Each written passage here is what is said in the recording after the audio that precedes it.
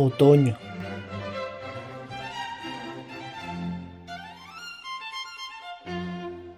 Para entender el otoño, tenemos que comprender por qué sucede. El otoño es una de las 4 estaciones del año de las zonas templadas.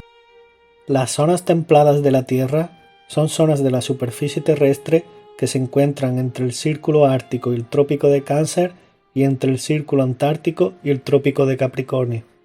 Estas zonas de la Tierra se caracterizan por tener un clima templado, con temperaturas moderadas, no siendo frías como en el Círculo Ártico y Antártico, ni calientes como en los trópicos nombrados anteriormente. Ya sabemos que el otoño ocurre en las zonas templadas, donde no siempre hace frío ni calor.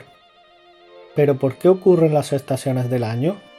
La cantidad de luz solar que la Tierra recibe depende de 3 movimientos: la traslación alrededor del Sol, la inclinación del eje y la precesión, que es el lugar hacia el que apunta el eje, ya que éste no mira siempre hacia el mismo lado, y describe una curva bamboleante como si fuera una peonza a un trompo.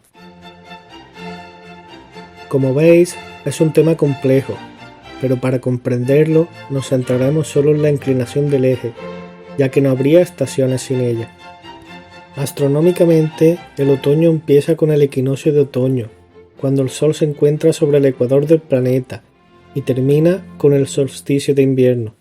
Como podéis observar, en el solsticio de invierno en el hemisferio norte, este hemisferio está parcialmente oculto, debido a que el Sol se encuentra sobre el Trópico de Capricornio, por la inclinación de la Tierra.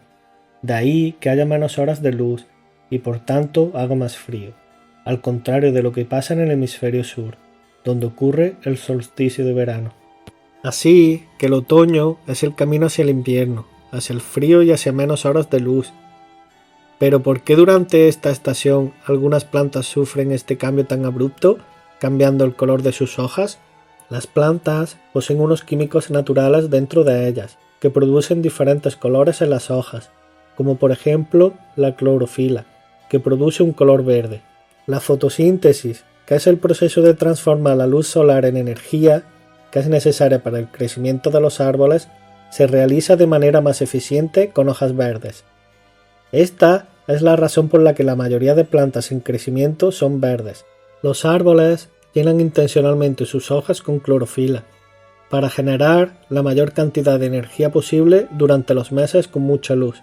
Para la llegada del otoño, los árboles han estado almacenando energía y azúcares durante meses, los cuales serán aprovechados durante el invierno. Con la disminución de horas de luz en el otoño, debido a todo lo explicado acerca de los equinoccios y los solsticios anteriormente, la producción de clorofila se detiene, reduciendo los niveles de esta sustancia en las hojas y permitiendo ver la coloración que otras sustancias químicas, como los carótenos o las antocianinas, le dan a la hoja. De ahí esos colores amarillentos, anaranjados y rojizos. Ahora ya sabemos los motivos por los que las hojas cambian de color. ¿Pero por qué éstas se caen del árbol? En la primavera, una capa de células llamada capa de abscisión se forma donde las hojas brotan en las ramas. Durante los meses calurosos, las hormonas y las sustancias químicas de los árboles permanecen en niveles estables, y esta capa permite que la energía de las hojas pase a la rama y al tronco para almacenarla. Cuando las temperaturas bajan y los días empiezan a ser más cortos, se reduce la producción de energía y también se reduce la producción de una hormona llamada auxina. Esto ejerce presión sobre la capa de abscisión y hace que la unión entre la hoja y la rama se debilite. Finalmente, se debilitará tanto como para que el viento o mi dedo se lleve la hoja. Los árboles que pierden sus hojas son llamados caducifolios y lo hacen principalmente para disminuir el gasto energético, ya que el mantenimiento de las hojas es un proceso energéticamente costoso para la planta. Además, al cambiar las hojas, el árbol está llevando a cabo un proceso de reciclaje natural.